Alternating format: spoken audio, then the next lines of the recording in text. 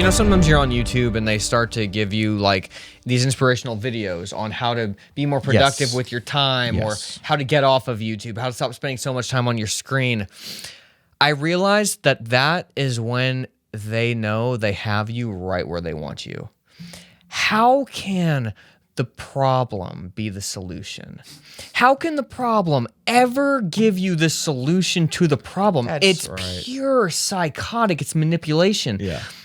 I was thinking, I don't know much about psychedelic drugs, Josh, but they are, people say they're not addictive, but come on. If you've done psychedelic drugs more than twice, okay, there's some kind of addictive quality to this thing, all right? Maybe you just love the way it makes you feel. Exactly.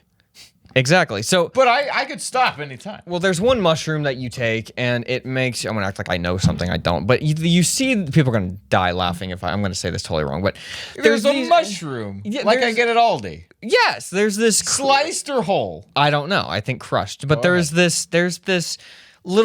like these alien goblin people. Is that on? It sure is. There's these alien goblin people that kind of like bounce around and talk to you, and everybody sees the same goblin people. Right. Those are the demons. Sure.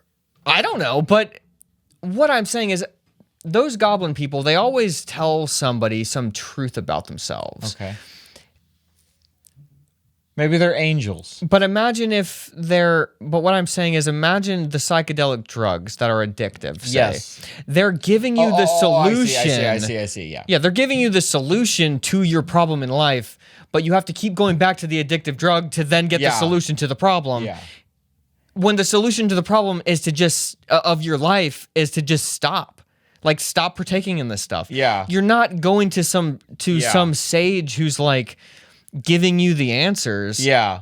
You're going to the source of the problem, who's then giving you little nuggets of like, hey, this is what you really need, and I'm the one who can give you the answer. Yeah. Do this to have a better life. Oh, I got to go back to see what else they say. It's just like YouTube doing this. Like, you have to keep going back to YouTube to. You really think that they're going to promote a video that's telling you to stop using it hours of your time? No. They don't do it for us.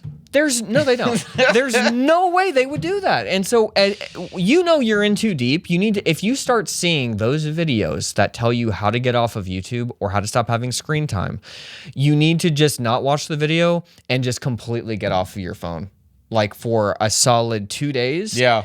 And just, use it for texting people and whatnot. But don't get on Instagram. Don't get on YouTube. Don't do this stuff. And just see how you feel.